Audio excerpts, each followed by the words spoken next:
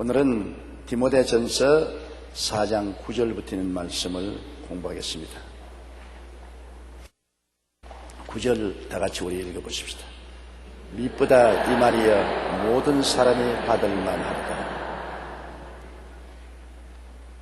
미쁘다, 진짜다, 거짓이 없다, 참되다, 그 말인 것입니다. 이쁘단 말이 아닙니다. 미쁘다. 우리의 주님은 항상 미쁘다, 항상 거짓이 없이 참되고 성실하신 것을 말하는 것입니다. 미쁘다 이 말이여 모든 사람이 받을 만하다. 모든 사람이 받을 만한 즐거운 소식이란 그리스도 예수의 복음밖에는 없습니다. 세상에 아무리 좋은 일이 있어도 그건 특정인들을 위한 것이고 온 천하 만민이 다 받을 만한 미쁜 소식이 예수님 복음 위에 있을 수가 없습니다. 우리가 예수 그리스도의 십자가를 바라보면 우리의 삶이 다 그리스도와 일체가 되는 것입니다. 우리는 누구든지 예수님 십자가를 바라볼 때 우리가 죄인인 것을 다 알고 있고, 우리가 세속적인 것을 알 수 있고, 우리가 무슨 병이라도 병들어 있다는 것을 알고, 이 세상의 저주 아래서 피땀 흘리고 고생하고 산다는 것 알고, 죽어야 된다는 것 다 알고 있습니다. 사람들은 자기의 생애 속에 필요한 것이 무엇인지 알고 있습니다. 무엇이 부족한 것을 알 수 있는 것입니다.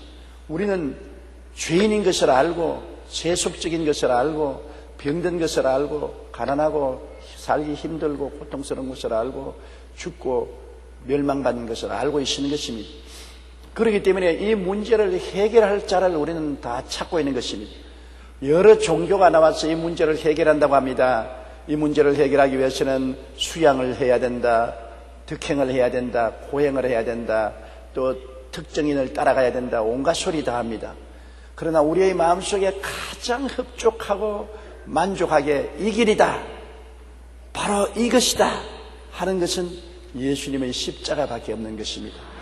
왜냐하면 십자가를 바라볼 때 우리 마음이 끌립니다. 우리와 일체가 되는 것입니다. 야, 십자가에 예수님이 하나님의 아들로서 죄도 허물도 없는 분이 못 박여 몸짓고 피 흘려 고생당하는 것, 내 죄가 거기에 담당되었고, 나의 세속과 불의와 추악과 더러움을 짊어지시고, 내 병을 짊어지고, 내 저주를 감당하고 내 죽음을 죽으시는구나. 나와 예수님과 일체감을 느끼는 것입니다. 바로 저분이 나를 대신해서 나를 끌어안고 내가 죽을 자리에 대신 죽어주시는구나. 그러므로 그를 통해서 죄인인 내가 죽고, 세속적인 내가 죽고, 병든 내가 죽고, 저주받은 내가 죽고, 멸망받을 내가 죽고, 저를 통해서 새 사람으로 부활하는구나. 예수 그리스도의 십자가는 우리에게 굉장한 새로운 생각을 주는 것입니다. 생각이 달라져요. 죄인이 용서받았다는 확실한 생각을 얻게 되고, 세상과 마귀의 종이 되었으나 예수 때문에 해방되고, 성결한 사람, 성령 모신 사람이 되고, 예수 때문에 나는 병에서 해방되고 치료받은 사람이 되고, 예수 때문에 저주에서 해방되고 복받은 사람이 되고, 예수 때문에 멸망과 죽음에서 해방되고 천국 부활 영생을 얻게 된다는 생각이 달라지는 것입니다. 예수님 바라보지 않고는 생각이 달라질 수가 없어요. 생각이 달라질 이유도 없어요. 예수님 바라보기 전에는 내 생각은 구태연한 생각인 것입니다. 죄인이요, 세속에 찌들어진 사람이요, 병든 사람이요, 저주받은 사람이요, 죽는 사람이요, 그 생각을 벗어날 수가 없어요. 무슨 힘으로 벗어납니까? 울어도 못하네, 힘쓰도 못하네, 애쓰도 못하네, 못 벗어나요. 예수님 십자가를 바라보면 생각이 달라져요. 생각이 달라진다고. 내 죄를 대신 짊어졌으니 왜 내가 죄에서 해방 못될 것이 이유가 있느냐? 내 세속과 마귀를 청산하셨으니 내가 해방됐지 않느냐? 내 병으로 주님께서 십자가를 걸머지고 매달렸으니 내가 치료받아야 될 것 아니겠는가? 내 저주를 대신 짊어지고 저렇게 저주받았으니 내가 저주에서 해방받아야 안 되겠나? 나 때문에 죽어서 무덤에 들어갔다 부활하셨으니 내가 그리스도와 함께 부활할 것 당연한 이치 아닌가? 생각이 달라지는 것입니다. 사람이 생각이 달라져야 사람이 달라져요. 아무리 환경을 변화시켜 놓아도 생각이 달라지지 않으면 안 달라지는 것입니다. 생각이 달라지면 새롭게 되어요.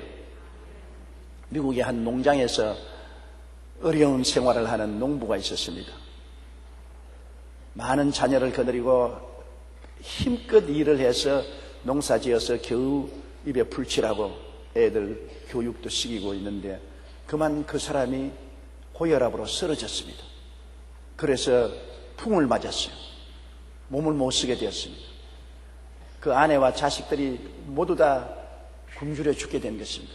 앞날이 캄캄합니다. 이제는 죽음 생각밖에 없습니다. 이제는 우리가 거지가 되든지 집단 자살을 하든지 할 수밖에 없다. 모두 다 부정적인 생각으로 꽉 들어찼습니다. 죽는다는 건 부정적인 생각이요. 집단 자살을 한다는 건 부정적인 생각이요. 다 굶어 죽고 망한다는 건 부정적인 생각인데 그 부정적인 생각이 꽉 안개와 같이 그들을 짓누름으로 그 아내와 자식들 다 함께 모여서 통곡을 하고 울고 앞날이 캄캄했습니다. 그런데 다행히 이분이 예수님을 믿는 사람입니다. 주님이시여 어찌하다가 내가 이 정이 되었습니까? 주님이 나를 버렸습니까? 나는 어떻게 해야 살 수 있습니까?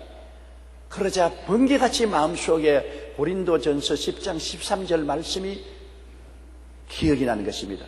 사람이 감당할 시험 받기는 당한 것이 없나니 하나님은 미쁘사 너희로 감당치 못할 시험 당할 허락지 아니하시고 시험 당할 즈음에 피할 길을 내사 너희로 능히 감당케 하시나니라. 주님, 큰 시험을 나와 내 가족이 당했습니다. 감당치 못할 시험을 안 당한다고 했는가? 이 시험을 감당할 수 있게 해주시옵시고 피할 길을 주시옵소서. 그렇게 이분이 기도하니까 생각이 달라지갑니다. 나는 죽어야 된다, 절망이다, 다 굶어 죽는다는 건데 생각이 싹 달라지는 게 주님이 같이 계시면 살 수 있다. 이 시험을 감당하게 주님이 해주신다. 주님이 길을 열어주신다. 그래서 고린도전서 10장 13절을 계속해 왔습니다. 사람이 감당할 시험 밖에는 당한 것이 없다. 내가 당하는 것 사람들이 다 당할 만한 시험이다. 하나님은 감당치 못할 시험 당함 허락하지 아니하신다. 죽고 자살하고 패만한 시험 허락하지 아니하신다. 시험 당할 즈음에 피할 길을 내서 너희로 능히 감당케 하신다. 하나님 피할 길을 주시옵소서. 피할 길을 주시옵소서. 그러니까 마음속에 아이디어가 생겼습니다. 생각이 떠올라왔습니다. 생각이 달라집니다. 무슨 생각이냐? 이제 다른 농사 짓지 말고 애들이 많으니까 전부 밭을 띄져가지고서 옥수수를 심어라. 많은 손으로 안 보고라도 옥수수는 잘 자라니까 옥수수를 잔뜩 심어가지고서 시내에 가서 돼지 새끼를 많이 사와가지고서 돼지에게 옥수수를 먹여라.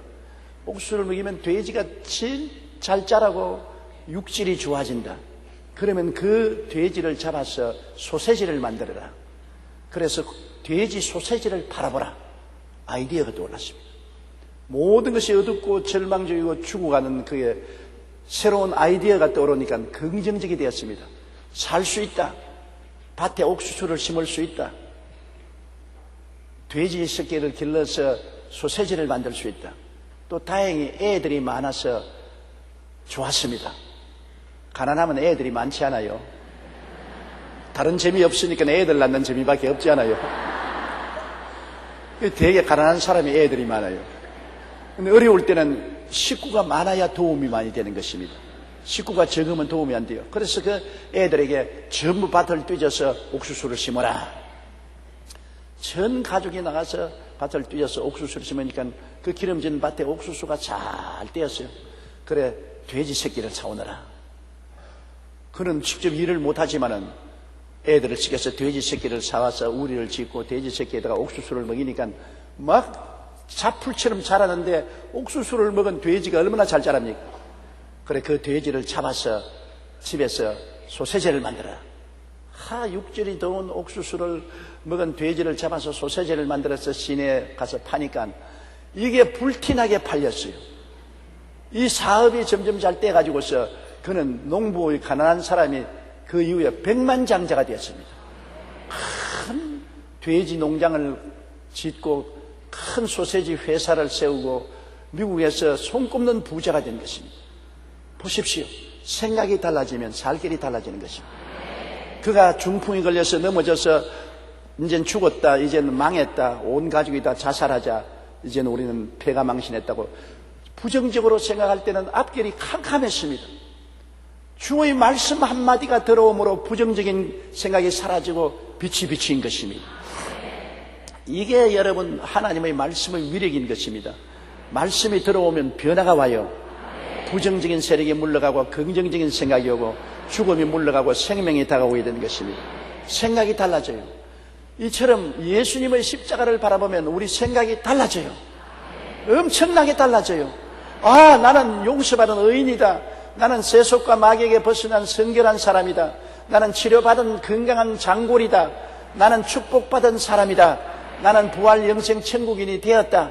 나는 영원히 잘됨같이 범사에 잘되며 강건하고 생명을 얻되 풍성하는 전 구원을 얻은 사람이 되었다. 생각이 달라져요. 생각이 달라지니까 꿈이 달라져요. 긍정적인 꿈이 생겨요. 생각이 달라지니까 긍정적인 꿈이 생겨요. 나는 못한다, 안 된다, 할 수 없다. 나는 절망이라는 것이 없어지고 긍정적인 생각이 됩니다. 나는 의롭게 살 수 있다. 나는 거룩하게 될 수 있다. 나는 건강하게 살 수 있다. 나는 축복받고 살 수 있다. 나는 영생 천국을 살아간다는 이러한 긍정적인 꿈이 생기는 것입니다. 내 자화상이 달라지고 내일을 바라볼 때 희망이 생겨나요. 내일이 캄캄하던 사람이 십자가를 바라보고 난 다음 생각이 달라지자 내일에 대한 꿈이 생겨나요. 아름다운 꿈이 생겨나요. 그 다음에는 자신이 생겨요. 할 수 있다. 하면 된다. 해보자. 믿음이 생겨나요. 자신이 생겨나요. 자신이 생겨나니까 웃기 시작하고 그 다음에는 말을 아이고 나는 못 산다, 죽는다, 절망이 다니지 말고 살 수 있다. 우리도 잘 될 수 있다. 우리도 부자가 될 수 있다. 우리도 성공할 수 있다. 말이 달라지기 시작하는 것입니다. 대화가 달라지기 시작해요. 십자가를 바라보면 이와 같이 변화가 다가오는 것입니다. 누구든지 그리스도 안에 있으면 새로운 피조물이라 이전 것은 부정적이고 절망적인 것은 지나갔도다. 보라 새 것이 되었다. 새로운 생각, 새로운 꿈, 새로운 믿음, 새로운 말을 하게 되는 것입니다. 그러므로 십자가보다 귀한 것이 없어요. 예수 그리스도의 십자가를 바라보면 남녀, 노유, 빈부, 귀천, 동서양을 막론하고 전부 다 동질감을 느낍니다. 예수님이 날 위하여 십자가를 올렸다.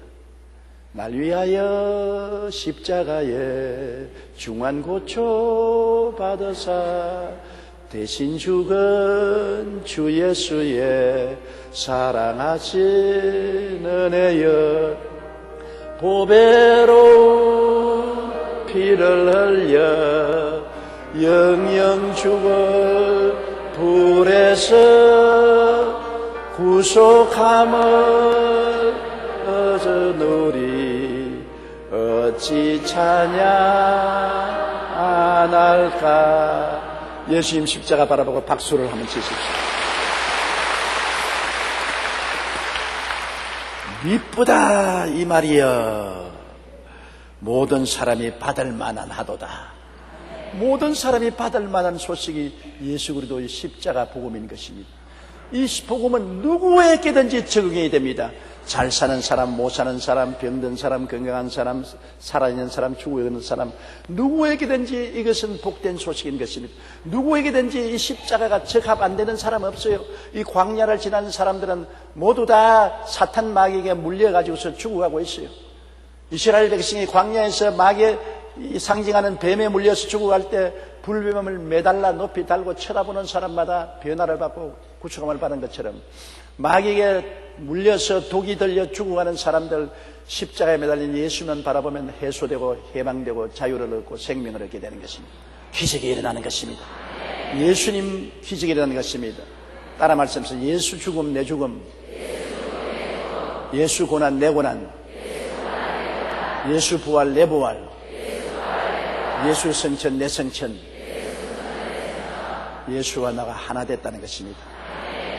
얼마나 좋은 소식입니까? 여러분 이 소식을 가지고서 온 천하에 다니며 전달해 줘야 되는 것입니다. 사람들 앞에 깊은 소식 들어봤어요? 참으로 당신은 운명을 바꿀 수 있는 깊은 소식 들어봤어요? 예수님이 십자가에서 당신과 하나가 되어서 당신의 모든 어려운 문제를 청산했다오. 들어봤어요? 바로 오중보원과 삼중축복이요. 이거 듣고 나면은 영혼이 잘 되고 범사에 잘 되며 강건한 생각이 들어오고 꿈이 들어오고 믿음이 들어오고 말이 달라지고 운명이 달라지고 역사가 일어나는 것입니다. 전도할 수 있지 않아요? 여러분, 구구하게 단소리 할 필요 없이 너무나 멋있는 복음의 내용을 가지고 있습니다. 오중복음과 삼중축복, 십자가를 바라보고 변화를 받아라는 것입니다. 그렇기 때문에 바울 선생이 여태까지 복음을 설명했기 때문에 그 글에 미쁘다 이 말이여 모든 사람들이 받을 만한 하도다. 10절요. 이를 위하여 우리가 수고하고 힘쓰는 것은 우리 소망은 살아계신 하나님께 두미니 곧 모든 사람 특히 믿는 자들의 구주시니라. 이를 위하여 우리가 수고하고 힘쓴다. 이 그리스도의 십자가의 복음의 도리를 전하기 위해서 수고하고 힘쓴다. 헛된 일에 수고하고 힘써봤자 무슨 소용이 있습니까? 이 세상 부귀영화 공명을 위해서 수고하고 힘쓰는 것도 가치 있다고 하지만은 이 세상에 사는 동안에 잠시 반짝 빛나다가 사라질 것밖에 없습니다. 우리 다 이 세상 홀홀 털어버리고 가야 될 사람 아닙니까? 이 세상 부귀영화 공명이 영원히 만족을 줄 수 없지 않습니까?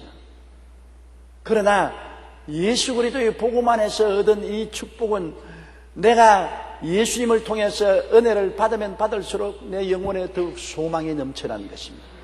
그리스도의 복음은 소망입니다. 이 세상 소망은 구름 같고 부귀와 영화도 한 꿈일세. 부귀도 영화도 구름같이 한 꿈이지만은 그리스도 안에 있는 소망은 날이 갈수록 더 찬란해지고 빛이 나고 영광스러워지는 것입니다. 이를 위해서 우리가 수고하고 힘쓰는 것입니다. 수고하고 힘쓰는 것 가치가 있어야지요. 예수를 위해서 수고하고 힘쓰는 것 얼마나 가치 있습니까? 여러분, 지역장, 구역장 내가 왜 하노? 예수를 위해서 하는 것입니다.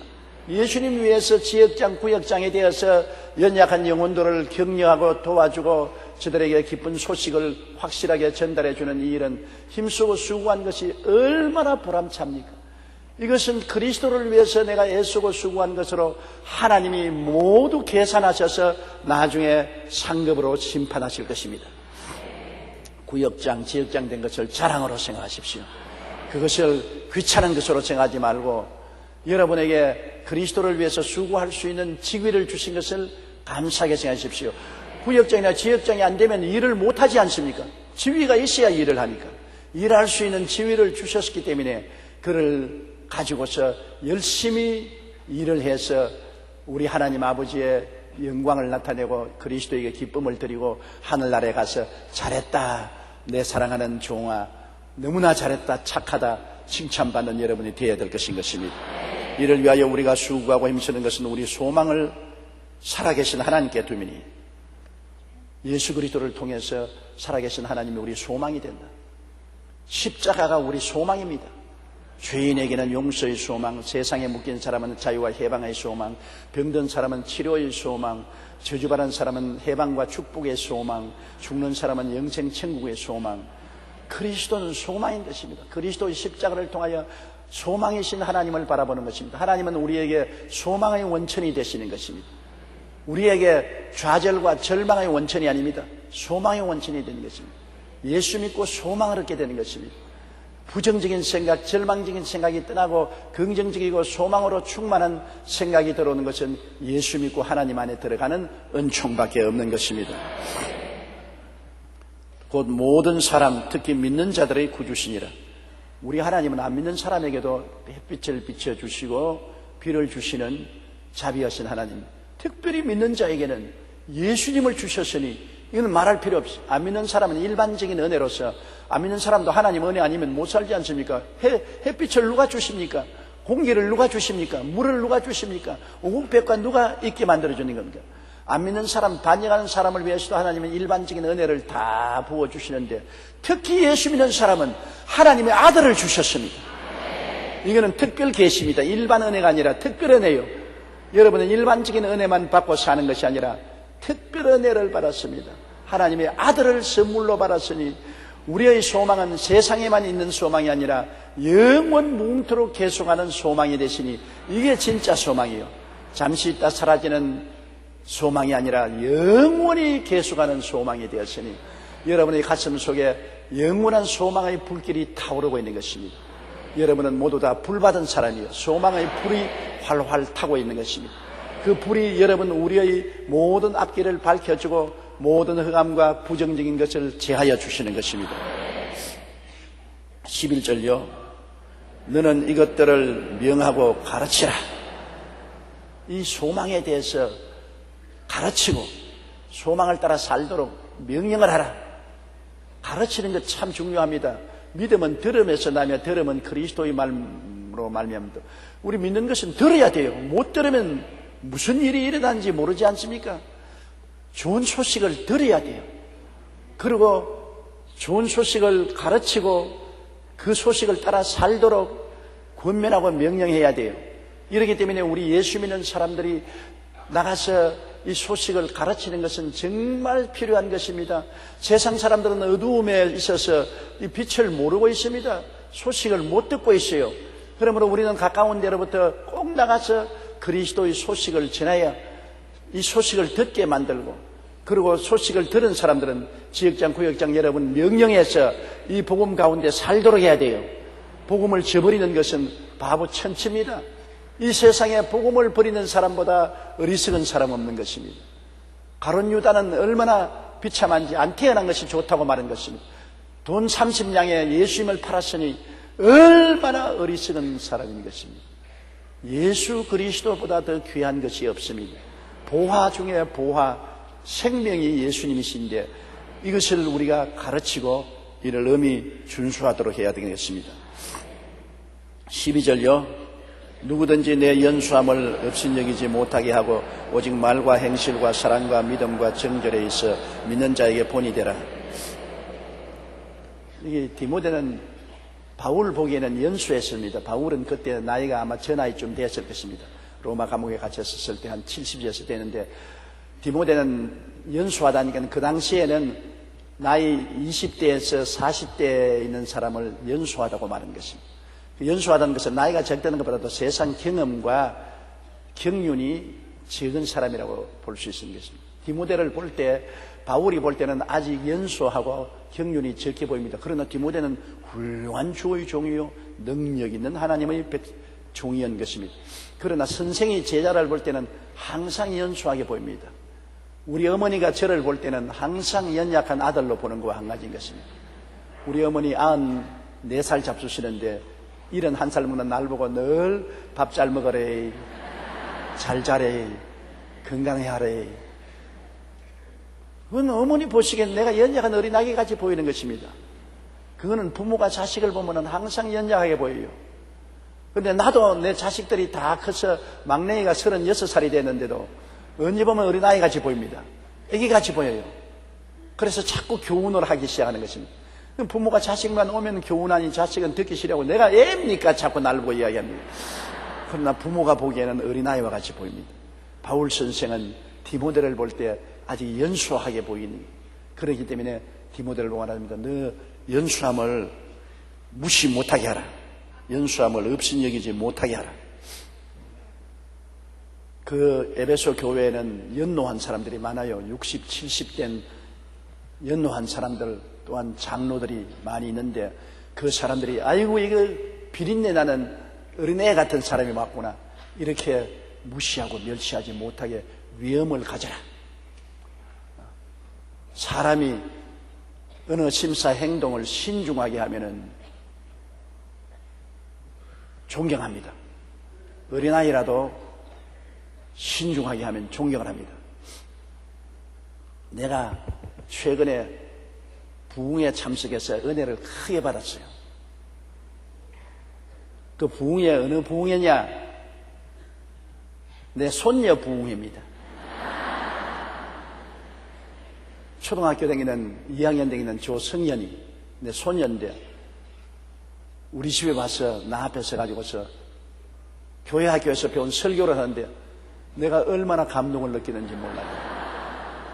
내가 오스킷을 여몄습니다. 딱 써서 정식을 하고 난 다음에 그가 설교하기를 이스라엘 백성이 하나님을 반역하고 하나님을 노하게 하셔서 광야에서 불뱀을 보내서 불뱀에 물려 수없이 죽어갔는데 어떻게 살았는지 할아버지 알아요? 회개하고 모세에게 돌아오니 모세가 불뱀을 만들어서 높이 타니까 불뱀을 쳐다보는 자마다 용서를 받고 구원을 받았고, 그처럼 죄인들이 예수를 믿으면 다 구원을 받는 걸 할아버지 알아요? 내가 아멘, 아멘, 아멘. 어이구, 그러고 난 다음부터 교회가 존경스럽게 보여요. 그래서 또 불렀어요. 또 불러가지고서 나 부흥의 설교 또 한 번 듣고 싶다. 며칠 지나고 나면 또 불러서 설교 좀 해다오. 그러니까 또 오더니만 솔로몬이 어떻게 재판을 했는 줄 알아요? 여자 두 사람이 아기를 낳았는데 하나는 죽고 하나는 살았는데 서로 엄마라고 해서 서로 주장을 하는데 솔로몬이 데려오라 그래서 칼을 뽑아가지고서 애를 반쪽으로 쪼개주겠다고 하니까 한 여자는 그러라고 박수를 치는데, 그리고 눈알을 덩글덩글 돌리면서 다른 여자는 안 돼요, 안 돼요, 저 여자 것입니다, 주세요, 주세요. 그랬습니다. 할아버지, 누구 딸이겠어요? 누구 애기겠어요? 주세요. 그는 여자의 애기예요. 솔로몬이 성령님의 지혜를 받았다고요. 그래서 내가 얘 부흥사를 만들어야 되겠다. 아주 감동을 느꼈어요. 나이가 어리더라도 주님의 말씀을 잘 증거하면 존경스럽게 보이는 것입니다. 하나님의 말씀을 신중하게 전달하고 하나님의 대변자가 되면 하나님의 영광이 오니까 연수한 것 다 잊어버려요. 제가 불광동에 개척하러 나갔을 때 23살이었습니다. 지금 내가 보면 23살 코비린내가 나도 보통 코비린내가 나지 않아요. 그러나 23살 먹은 내가 설교를 할 때 지금도 늘 기억이 나는 것은 불광동에서 나이 많은 부인 회장을 하시던 분이 저기 와서 나를 보고 전도사님 어디에서 그런 말이 나옵니까? 꼭 영감님 같은 말을 늘 하는, 꼭 영감님 같은 말을 해요. 어디에서 다 배웠습니까? 내가 배운 것이 아니고 하나님 말씀이 가르치는 대로 하니까 그렇습니다. 제가 그때 굉장히 신중했습니다. 어느 심사 행동을 조심하고 걸음걸이도 천천히 걷고 신중하게 걷고 말도 신중하게 하고 농담하지 아니하고 잡담하지 아니하고 사람들 앞에 깔깔거리고 웃지 아니하고 젊음을 그것으로 커버했기 때문에 사람들이 상당히 노련하게 보고 존경을 해 주었어요. 나이 많으신 분들도 얕잡아 보지 않고 존경했습니다. 사람이 자기를 어떻게 신중히 하는가에 따라서 존경을 받습니다. 어느 외딴 섬에 호랑이 한 마리가 살았어요. 왕초입니다. 호랑이가 뭐 자기 혼자 하고 댕기니 뭐 거기에 아무도 상대하지 못합니다. 토끼니 노루니 이런 것이 전부 호랑이 밥이었는데요.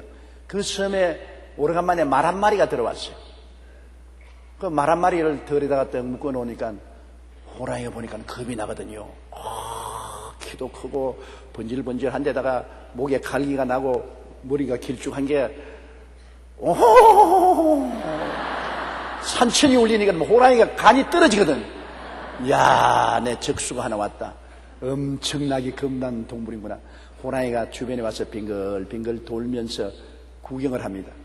그런데 이 말이 신중하게 울기만 하고 가만히 있었으면 괜찮을 것인데 호랑이가 올 때마다 어줍지 않은 뒷발로 킥! 킥! 이러거든요. 호랑이 보니까 저기 짐승이 나보다 크기는 큰데 제주가 뒷발진 제주밖에 없구나. 그래서 달라들어서 목을 깨무니까 그만 그 말이 호랑이에 물려 죽었다는 것입니다. 호랑이가 괜히 신중하게 호랑이 앞에서 뒷발질만 안 했으면 끝까지 호랑이가 못 달라들었을 것이에요. 까불다가 죽었다고요. 까불다가 죽었어요. 사람이 까불면 안 됩니다. 우리 지역장, 구역장님이 되면은 하나님의 영광이 같이 계신 것입니다. 하나님의 대변자니까 그때부터 신중해야죠. 농담하지 말고 세속적인 이야기하고 같이 깔깔거리고 하면 지나내나 이렇게 되면 안 되거든요. 우리 구역장님, 우리 지역장님 그런데 아이고 지나내나 별 볼 일 없더라 이러면 권위가 없으시잖아요. 그러므로 말도 신중하게 하고 인격이 가볍지 말고 무겁게 행동을 하고 그렇게 해서 주의 종으로서의 존경을 받을 수 있는 삶을 살아야 되는 것입니다. 그래 디모데에게 한 말이 그럽니다. 너희 젊음을 업신여기지 말게 하라. 사람이 나이가 젊거나 나이가 많거나 문제가 아닙니다.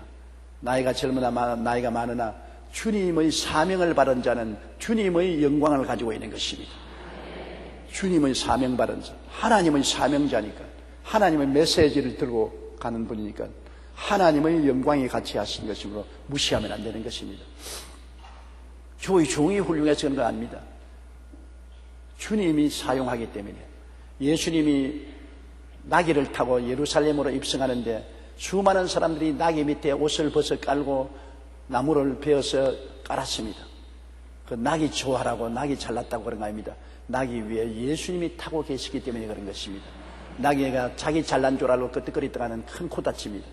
예수님을 태웠기 때문에 신중하게 모시고 가면은 예수님 영광 받는 그 영광을 자기도 같이 받게 되는 것입니다. 그러므로 누구든지 내 연수함을 업신여기지 못하게 하고 오직 말과 행실, 보십시오. 말도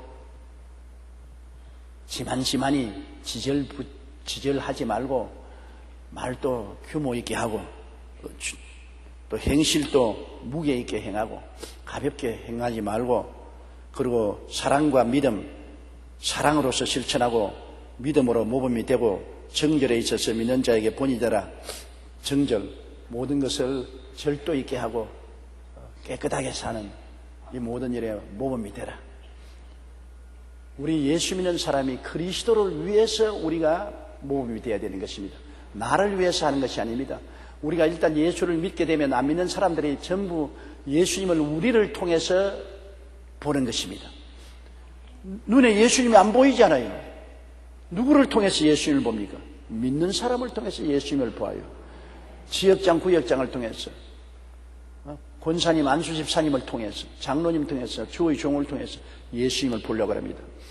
그런데 그 행실이, 말과 행실이 신중하지 못하고 사랑과 믿음과 정절이 흠이 많으면 예수님이 안 보입니다. 인간밖에 안 보입니다. 인간이 들어서 예수님을 흐리게 하는 것입니다. 물이 맑으면 조용하면 하늘에 해가 다 물에 담기고 구름이 다 담기고 푸른 하늘이 물에 담기지만은 물이 흐리면은 하늘이 안 보입니다. 우리 인생이 흐려지면은 하나님의 영광이 안 보입니다. 인생이 맑아지면은 하나님의 영광이 보입니다. 그렇기 때문에 우리가 주님을 비추이는 거울이라는 것을 잊지 말아야 되는 것입니다. 사람들은 우리라는 거울을 통해서 예수님과 하나님을 바라본다. 우리의 삶이 말과 행동이 신중하고 사랑과 믿음과 정절이 있으면 우리를 통해서 와, 하나님이 이렇게 하시는구나, 정말 하나님이 살아계시는구나 감동하고 우리의 말에 귀를 기울이고 아멘을 하는 것입니다. 그러나 행동이 세상 말로 말하면 개똥차반이면 아무리 좋은 말을 해도 웃고 마는 것입니다. 전 어디서 쇼하는 것이구나 그렇게 생각하는 것입니다. 권위가 없어지는 것입니다. 13절요. 내가 이럴 때까지 읽는 것과 구원하는 것과 가르치는 것에 전념하라. 바울 선생은 감옥에서 나와서 에베소에 직접 갈 때까지 에베소 교회를 디모데에게 맡겼으니 그가 올 때까지 열심히 읽어라. 읽는 것과 읽는 것은 물론 그 당시에는 예배 드릴 때 구약의 율법과 선지서와 사도들이 온 편지를 공개적으로 읽었습니다. 그 읽는 것만 말한 것이 아니라 개인적으로 열심히 공부를 하라는 것입니다. 주의 종이 되려면은 목사만 그렇게 해야 되는 게 아닙니다. 지역장, 구역장님도 공부를 많이 해야 돼요. 여러분 공과 있지 않습니까? 구역 공과도 공부도 안 하고 그냥 나가가지고서 그냥 읽어 적히면 아무 효과가 없어요. 내가 충분히 읽고 기도해가지고서 숙지하고 이해를 하고 가르쳐야지. 내가 알지 못하는 말을 지부렁거린다고 사람들이 은혜를 받는 것은 아니잖아요. 우리가 열심히 읽어야 돼요. 주의 종이 되려면 많은 책을 읽어야 되는 것입니다. 가장 중요한 것이 눈입니다. 저는 이 눈이 침침해져서 걱정이 많습니다. 왜냐하면 안경을 끼니까 잘 보이지만은 책을 읽으면 한 5분만 읽으면 눈이 아프고 눈물이 나서 눈에 잘 안 보이기 때문에 책을 많이 읽을 수가 없어요. 책을 많이 읽어야 되는 것입니다. 그래서 자기 개발을 해야 돼요. 끊임없이 책을 읽어서 자기 개발을 해야 사람들에게 좋은 말씀을 전가할 수 있는 것입니다. 요리사는 옛날식 요리만 하고 있지 말고 자꾸 요리 기술을 새로 개발해서 입맛에 맞추도록 해야 되고, 옷을 만드는 사람은 끊임없이 옷을 새롭게 재단해서 새로 만들어야 되지 않습니까? 집을 짓는 사람도 자꾸 내용이 달라지는 것입니다. 사람이 앞으로 나가야 희망이 있습니다. 앞으로 나가지 않고 뒤를 바라보면 희망이 없습니다. 뒤를 돌아보지 말고, 성경에는 뒤의 것은 잊어버리고 표대를 향하여 나아가라는 것입니다. 여러분, 나아가야 돼요. 나는 결혼해서 애 몇 개 낳았으니까 이제 이 집에서 그냥 살겠다고 운동도 안 해서 엉덩이가 이렇게 퍽 퍼지고 몸이 완전히 일자가 되고 얼굴은 영 호박이 되고, 그러면서 우리 남편이 왜 바람 피우느냐, 왜 남편이 저렇게 사람을 배시느냐, 바보 천치 같은 소리 하지 마십시오. 운동을 해서 힙도 좀 멋있게 만들고 몸도 S라인으로 만들고 얼굴도 좀 화장을 하고 사람이 앞으로 나아가야 되지, 그냥 후퇴를 하면 어떻게 합니까?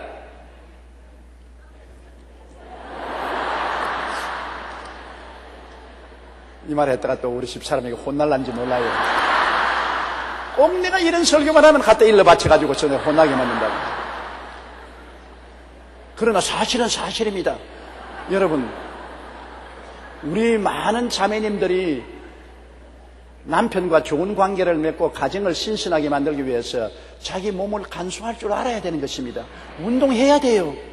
운동해서 몸에도 탄력을 일으키고 몸도 그냥 펑퍼져지게 만들지 말고 잘 간수하고, 그럼 자기도 기분이 좋고 보는 사람도 기분이 좋고 가정 분위기도 좋아지고 발전해야 돼요. 발전. 앞으로 나가야 돼요. 뒤로 물러가면 안 돼요. 우리 한국 사회도 지금 왜 이렇습니까? 한국 모든 정치, 경제 모든 문제가 자꾸 뒤를 돌아봅니다. 뒤를 돌아봐요. 자꾸 과거를 들치고 과거사 문제를 가지고서 매달리고 앞으로 안 나갑니다. 그러는 동안에 일본은 엄청나게 속도로 앞으로 나가고 중국은 엄청나게 따라붙여서 지금 샌드위치가 되어서 한국에 이제는 살 길이 없어요. 앞으로 나가야 돼요. 앞으로 나가야 돼요. 자꾸 뒤로 물러가고 지난 일을 덜추어 가지고서 발 뒤꿈치 잡고 바지 가랭이 끄집어 내리고 이런 짓을 하고 있으면 망하고 마는 것입니다. 앞으로 발전해야 돼요. 발전하기 위해서는 자꾸 읽어야 돼요. 새로운 지식을 읽고 새로운 기술을 읽고 새로운 문화를 익히고 읽고 발전해야지요. 그래야 성장하지요. 발전 안 하면 망하는 것입니다. 나는 우리 민족이 자꾸 지금 정체되어 있고 뒤를 돌아보고 시비만 걸고 하는 것에 가슴이 아픕니다. 하나님 말씀대로 꿈을 가지고 앞으로 나가야 돼요. 자꾸 기업하는 사람은 사업 더 잘하게 만들어주고, 공부하는 사람은 공부 더 잘하게 만들어주고, 집 짓는 사람 더 집 잘 짓게 해주고, 모든 것을 잘 앞으로 나갈 수 있도록 밀어줘야지, 너무 자꾸 잡아당기고 규제하고 올무로 묶고 앞으로 못 나가게 만들어 놓으면 망하죠. 그러므로 우리 지역장, 구역장 여러분도 끊임없이 자기 발전을 위해서 읽으십시오. 읽어야 돼요. 배워야 돼요. 깨달아야 돼요. 읽는 것과 구원하는 것과 내가 스스로 자기 개발을 함과 동시에 또 다른 사람들을 군면하는 것, 더 다른 사람들도 같이 예수를 잘 믿고 신앙 속에 서도록 군면하는 것 굉장히 필요합니다. 신앙이란 내 혼자서 할 수 있는 것 아닙니다. 너희 두세 사람이 있는 곳에 나도 함께 있겠다고 두세 사람이 함께 있어서 서로 모자라는 점을 권면해 주는 것 굉장히 중요한 것입니다. 서로 모자라는 점을 지적해 주는 것입니다. 비평하는 것 아닙니다. 남을 깎아내리려고 비평하는 것은 악의를 가지고 있지만은 권면하는 것은 사랑으로 저 잘되게 하려고 하는 것이기 때문에 권면은 좋은 것입니다. 비평은 나쁩니다. 비평은 남을 평론해서 남을 깎아내리려는 것이기 때문에 자존심을 상하게 하지만은 권면은 자존심을 상하는 것이 아니라 더 북돋아주고 더 잘되게 해주는 것입니다. 곡식을 여러분 밥 멜 때 어떻게 합니까? 푸른 호미로 쪼아서 뽑아버리는 것입니다. 그러나 똑같은 호미로서 곡식은 북을 더두어 주어서 흙을 더두어 주어서 잘되게 하는 것입니다. 그러므로 우리가 죄와 마귀는 꾸짖어서 쫓아내지만은 사람은 북돋아줘야 되는 것입니다. 힘을 주고 용기를 주고 믿음을 주고 잘되도록 권면을 해주는 것 굉장히 중요한 것입니다. 나만 장군이 시리아를 떠나서 엘리사 집에 왔을 때 엘리사가 나와서 막 손을 흔들어 고쳐줄 줄 알았는데 게하시가 나와가지고 저 요단강에 가서 7번 목욕을 하고 가라고 하니까 분도 막심해서 돌아서려고 할 때 그 밑에 사람들이 어떻게 했습니까? 권면을 했습니다. 주인님, 엘리사가 더 어려운 일을 하라고 했지 않겠습니까? 그런데 요단강에 가서 7번 목욕하라는데 그건 못할 리가 어디 있습니까? 노하지 마소서, 마음을 안정하소서, 요단강에 가서 7번 목욕하소서 권면을 했습니다. 그러니까 화가 나서 돌아가려던 이 나만 장군이 그 권면만한 말에 마음이 달라져 가지고서 그가 요단강에 가서 7번 목욕하고 문둥이가 깨끗이 나와버리고 마는 것입니다. 권면의 말은 치료를 가져오고 희망을 가져오는 것입니다. 좋은 친구들이 있는 것이 좋고 그렇기 때문에 지역장, 구역장이 있고 지역, 구역회에 모이는 것이 좋은 것은 권면을 받을 수 있기 때문인 것입니다. 어려울 때 용기를 얻고 기도를 받고 권면을 얻어서 신앙에 성공할 수 있도록 만들어주는 것입니다. 이러므로 우리는 열심히 자기 개발도 하고 그리고 권면하는 것과 가르치는 것에 전념하라. 권면하는 것과 또 자기가 깨달은 바를 남에게 가르친다. 자기가 모르는 것은 가르칠 수 없지요. 자기가 깨달아 아는 바를 가르치면 무슨 이익이 있느냐. 남을 가르치다 보니까 자기가 더 많이 깨닫게 되는 것입니다. 참 희한한 일은요, 남에게 성경을 가르치다 보면 자기가 더 이익을 많이 얻습니다. 시간을 내서 남에게 가르치는 건 내게 손해나는 것 아닙니다. 내가 이미 아는 것을 가르치더라도 내가 가르치다 보면 내가 더 확신하게 되고 더 깨닫게 됩니다. 복음은 진리를 가르치면 가르칠수록 내가 더 진리가 깨달아지고 내게 믿음에 도움이 되는 것입니다. 가만히 입 다물고 있으면 내게도 손해가 나고 내 믿음도 자라지 않습니다. 진리는 자꾸 가르쳐야 돼요. 그러므로 읽고 자기 개발을 하고 그 다음에는 옆에 있는 형제 자매들을 권면하고 그리고 후배들을 가르치고 그렇게 하는 신앙생활을 우리가 끊임없이 해야 되는 것입니다. 우리 예수 믿는 사람은 끊임없이 성경을 읽어야 돼요. 하나님 말씀을 늘 읽고 묵상해야 되고 그 다음에는 권면해야 되고 그 다음에는 모르는 사람들에게 가르쳐야 되고 이 생활을 계속함으로 남도 구원하고 자기도 구원받을 수가 있는 것입니다. 14절요. 내 속에 있는 은사 곧 장로의 회에서 안수받을 때 예언을 통하여 받은 것을 가볍게 여기지 말며 디모데가 주의 종으로서 요사이 소위 말하는 목사로서 장로회에서 안수를 받았습니다. 장로회라는 것은 교단의 어른들인 것입니다. 그 당시에도 교단의 어른들이 모여서 이제는 안수를 하죠. 우리 교회에서도 장로 안수하고 그다음 또 목사 안수도 지방에서 하지 않습니까? 장로회에서 디모데를 위해서 주의 종으로 안수할 때 예언이 나온 것 같습니다. 아마 바울 선생의 입을 통해서 나오는지 하나님 성령께서 내게 너의 이런 은사를 주겠다. 예언을 나오는데 그걸 무시하지 마라. 하나님의 예언은 마음속에 간직하고 무시하지 마라. 저도 하나님의 예언을 초년에 받은 것이 너희는 은빛 날개를 타고 온 천하에 다니며 만민에게 복음을 전가하라. 불광동 천막에서 받은 예언입니다. 그때 예언을 내가 무시했으면 큰일 날 뻔하겠죠. 무시 안 했습니다. 왜냐하면 너희가 은빛 날개를 타고 온 천하에 다니며 만민에게 복음을 전하겠다고 예언이 있기 때문에 그때부터 내가 눈에 불을 켜고 영어를 공부했다고요. 그때 영어를 공부 안 했으면 때가 오면 늦었죠. 그때 한참 젊을 때고 기억력도 좋을 때니까 엄청난 노력으로 영어를 공부하고 영어로서 이야기하고 행동하려고 애를 썼는데 세월이 흘러가서 내가 온 천하의 만민에 나서 복음을 전가하도록 부름을 받았을 때는 이미 준비가 되어 있었습니다. 그것은 예언한 것을 무시하지 않았기 때문인 것입니다. 예언한 것을 그대로 지켰기 때문인 것입니다.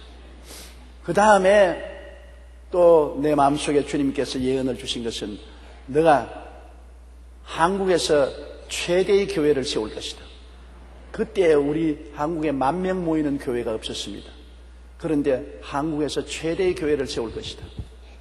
그렇기 때문에 서대문에서 나올 때 내가 결사적으로 불광동에 여의도로 나오겠다고 한 이유는 있습니다. 여의도는 그때 황무지였습니다. 이 모래사장이었어요. 여의도에 사람들이 나가면 다 망한다고 그랬었습니다. 여기에 아무 시설이 없는 곳이었습니다. 우리가 그때 당회에 모여서 장로님들하고 인원할 때 모두 다 반대했습니다. 여의도 나오는 거. 여의도로 나가면 우리 망한다고. 서대문에서 여의도로 나가면 망한다고. 그러므로 독립문 있는 데 가서 산 위에 그 고아원이 있으니까 고아원을 사가지고서 그곳에서 예배를 보자. 그래서 내가 하는 말이 우리 교회가 1만 재단을 지어서 민족 재단 지어서 10,000명 이상의 성도가 모이는 자리에 나가야 되는데 그 조그만 데 어떻게 나갑니까? 아유, 10,000명 교회는 없습니다. 역사상 10,000명 교회가 없는데 왜 목사님이 자꾸 그런 고집을 합니까? 그러나 나는 하나님께 들은 음성이 있기 때문에 예언이 있기 때문에 10,000명 교회를 지어야 된다. 겨우 10,000명. 그래서 나갈 곳이라고는 여의도밖에 없었습니다. 그때는 여의도에는 땅이 싸고 여기에 나와서 교회를 지을 수가 있기 때문에 그 고집을 부리고 반대에도 불구하고 망하면 망하리다 하고 나온 것이 오늘날 이런 큰 교회를 짓고 우리 성도들이 모여 예배를 드리게 된 것입니다. 물론 가짜 예언도 있지요. 그거는 우리가 분별해야 되죠. 진실로 하나님 섬기기 위해서 주님 중심으로 서서 우리가 하나님을 찾을 때 하나님이 주시는 예언은 성경 말씀에 어긋나지 않은 이상은 예언을 멸시하고 무시하면 안 되는 것입니다. 예언에 귀를 기울여야 돼요. 그래서 그 예언이 이루어지도록 해야 돼요. 저는 살아오면서 기도원 기도굴에서 엎드려 기도할 때 많은 하나님의 예언을 받은 적이 있습니다. 그 예언을 통해서 하나님 앞에 큰 위로가 된 적이 많습니다. 그렇기 때문에 예언을 무시하지 말라고 하는 이 말씀을 우리가 귀 기울여 드려야 되는 것입니다. 내 속에 있는 은사 곧 장로의 회에서 안수받을 때 예언을 통하여 받은 것을 가볍게 여기지 마라. 어떠한 은사를 하나님이 주시는지 그 내용은 말하고 있지 않습니다. 그러나 하나님께서는 성령을 통해서 모든 사람에게 은사를 주시지요. 은사라는 것은 하나님 앞에서 누구보다도 특별히 잘하는 것이 은사인 것입니다. 전도 잘하는 은사를 받은 사람도 있고, 봉사 잘하는 은사 받은 사람도 있고, 위로 잘하는 은사 받은 사람도 있고, 또 동정 잘하는 은사 받은 사람도 있고, 잘하는 것이 있어요. 저는 목회의 은사가 있습니다. 교회 교인들에게 하나님 말씀을 증거해서 성도들을 주님 잘 믿게 하는 목회의 은사가 있다는 것을 나는 압니다. 내 힘으로 되는 것이 아니니까요. 주의 성령이 역사하는 것입니다. 여러분, 수요일 날 우리 본교회만 10,000명 가까운 성도들, 우리 지성전 다 합치면 20,000명이 넘는 성도들이 수요일 날 낮 10시 예배에 모인다는 것, 성령의 은사 아니고는 안 됩니다. 20,000명의 성도들이 어떻게 모입니까? 이 성령의 은사지. 성령께서 하시는 일이지 사람이 하는 일이 아닙니다. 하나님이 주시는 은사를 잘 활용을 하라는 것입니다. 은사를 무시하면 안 돼요. 우리 지역장, 구역장 여러분들 다 하나님이 주신 특별한 은사가 있습니다. 성도 여러분에게도 다 가만히 보면 하나님 믿고 난 다음 누구보다도 특별히 잘하는 곳이 있습니다. 조금이라도 낫게 하는 것이 있습니다. 하나님의 은사가, 크고 작은 은사가 주어져 있습니다. 그 은사를 개발해서 무시하지 말고 잘 사용해야 되는 것입니다. 15절요. 이 모든 일에 전심전력하여 너희 성숙함을 모든 사람에게 나타나게 하라. 하나님의 모든 일은 전심전력을 기울여라.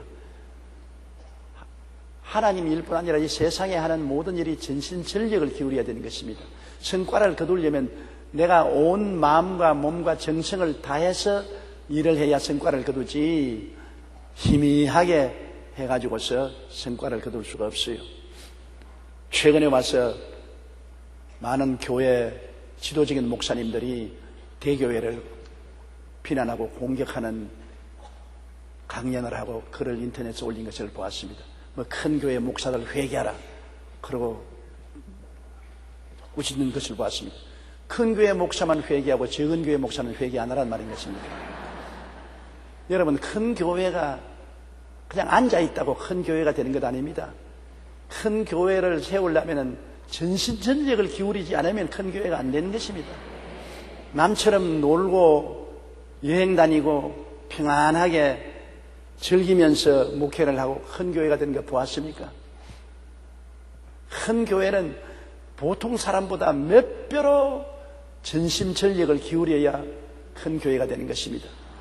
정말 자기 사생활을 다 버리고 온 영과 마음과 몸을 다 바쳐서 일을 해야 큰 교회가 되는데, 무조건 하고 자꾸 큰 교회 목사들만 때리는 것은 불공평합니다. 나는 최근에도 나를 지정해서 공격하는 공격성 글을 읽어보았습니다. 그런데 여러분, 우리 한국의 교회 연합에서 일할 때 모든 필요한 도움은 큰 교회에 요청을 합니다. 교인 동원해달라, 돈 달라, 교인 동원해달라, 돈 달라. 큰 교회가 동원 안 하면 모여지지 않습니다. 시청 앞 광장에서 모일 때라도 큰 교회가 동원 안 하면 안 모이고, 상암 월드컵에서 모이는 것도 큰 교회가 동원 안 하면 채우지를 못하고, 또 무슨 일을 할 때 큰 경비가 들면 반드시 경비를 달라고 요청을 해오는 것입니다. 교회에서 하는 대소 큰 일은 모두 다 큰 교회에 돈을 달라고 합니다. 그러면 교인도 동원하고 돈도 다 내고 그다음 뺨도 얻어맞고 발길로 차이고 불공평할 때가 많습니다. 어떤 데는 억울해서 주님이시여 일은 죽도록 하고 욕만 얻어먹는 게 웬일입니까? 그런 탄식을 할 때도 많습니다만, 그러나 산후에 선 동리가 감추이지 못한다고 큰 교회는 모든 사람의 눈앞에 드러나고 있으니까 사람들이 좋다 나쁘다 옳다 그러다 비평과 평론을 받는 것입니다. 사실은 교회 한 5,000명쯤 성도를 가지고서 목회하면 등 따쓰고 배부르게 목회할 수 있어요. 한 5,000명쯤 교인이 가지면 시간도 많이 나오고 여유 있는 시간에 놀러도 다니고 가족들하고 재미있게 살고 욕도 안 얻어먹고 해도 살아가도 누가 손가락질 안 하고 편안하게 하죠.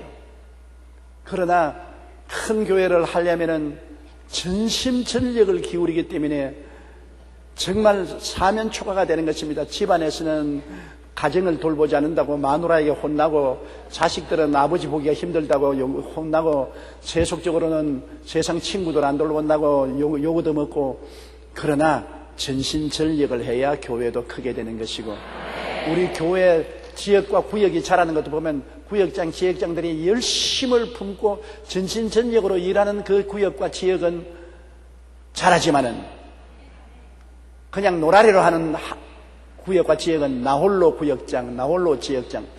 구역이별로 혼자서 봐요, 혼자서. 나홀로 구역장, 나홀로 지역장. 왜? 열심으로 노력하지 않기 때문에 그런 것입니다. 전심전력으로 노력하면은, 정 아무도 없으면은 일 없는 할머니, 할아버지 갖다 모아놓고 난 다음에라도 구역 예배에 몇 사람 모여서 할 수 있지, 나홀로 구역은 아니잖아요.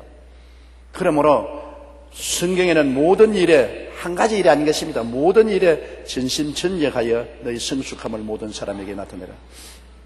주 안에서 자라나고 숙련된 것을 모든 사람이 보게 하라.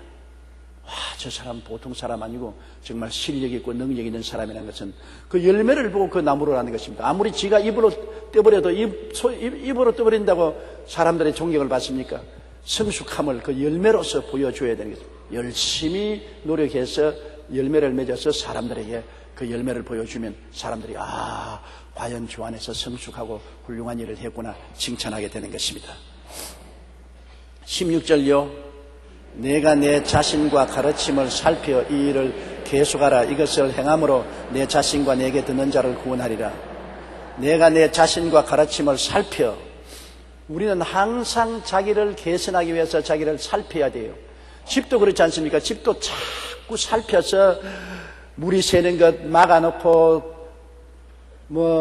담벼락에 흘렀으면 고치고 살펴서 자꾸 손을 보아야 유지가 되지요. 보수 관리를 안 하면 아무리 좋은 집도 얼마 있으면 흘러버리고 마는 것입니다. 우리 교회도 이 큰 교회당이 아닙니까? 우리 총무에서 끊임없이 살피는 것입니다.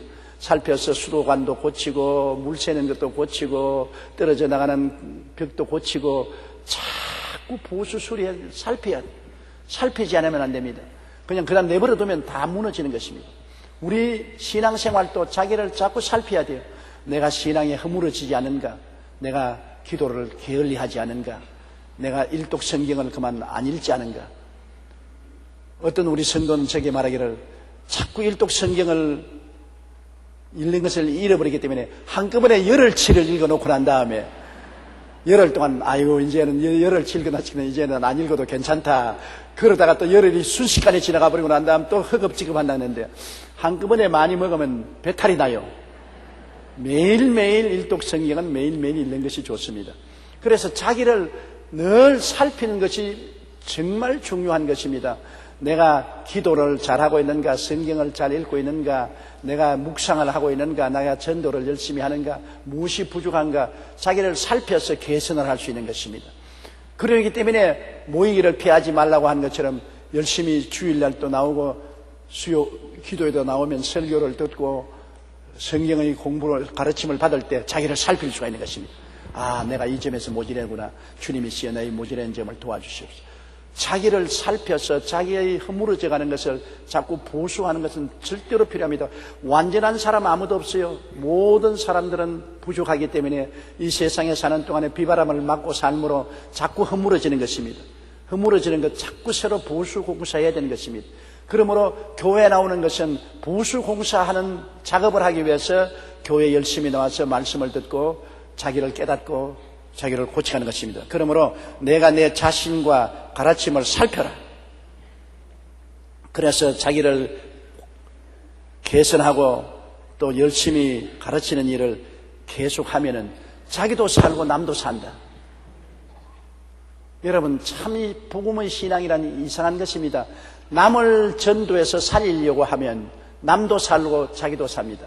산다 스님이 서장 전도를 가는데 서장에 눈이 너무 와서 옆구리까지 눈이 빠졌습니다. 일행들이 서장에서 산을 넘어가는데 앞서가던 일행이 중에 한 사람이 쓰러져서 뻣뻣하게 얼었습니다. 아직 맥박을 잡아보니 조금 맥박은 뛰고 있는데 뻣뻣 얼었어요. 그래서 같이 가던 사람들 보고 산다 스님이 말하기를 우리 이 사람 서로 함께 메고 가자. 우리도 지금 눈 속에서 걸어가기가 힘든데 이 사람까지 메고 가다가 우리 다 죽는다고. 우리는 그냥 가겠다고. 그냥 일행은 그냥 떠났습니다. 그런데 산다 시인은 하나님의 종으로서 이 사람을 끌어업고서 눈 속에서 뒹굽니다.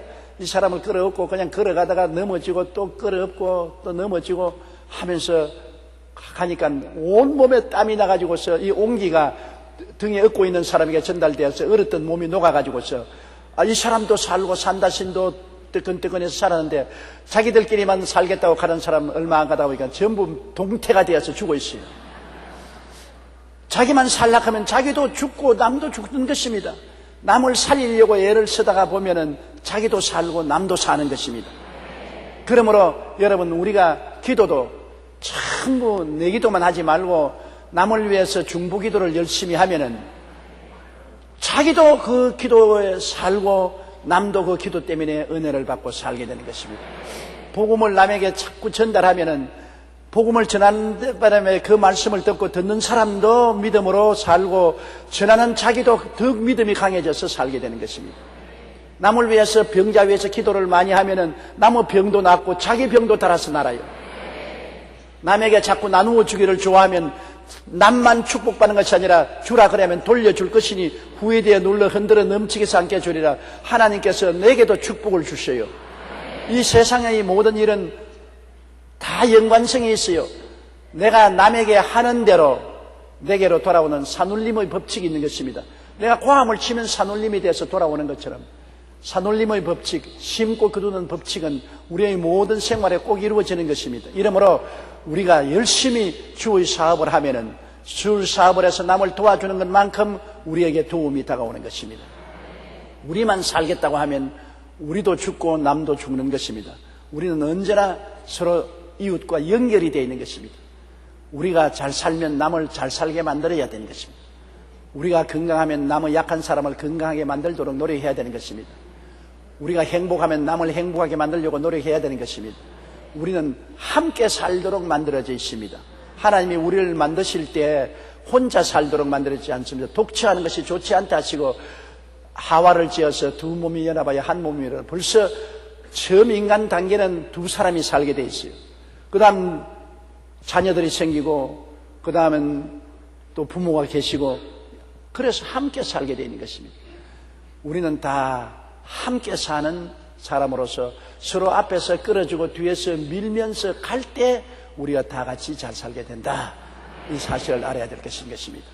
그러므로 주님께서도 너희 두세 사람이 함께 모인 곳에 나도 함께 있다. 형제가 서로 사랑하고 동감이 어찌 그리 아름다운 아론의 머리에 부은 기름이 수염에 흘러 옷깃까지 내림 같고 헬몬산의 이슬이 시온뜰에 내린 것 같다. 하나님이 그곳에 복을 명하시니 곧 영생이라고 말한 것입니다. 함께 서로 끌어주고 밀어주면서 살면 남도 살고 나도 산다는 이 법칙을 잊지 마시기 바랍니다. 여러분은 항상 기도할 때나 앉아나서나 십자가를 늘 바라보십시오.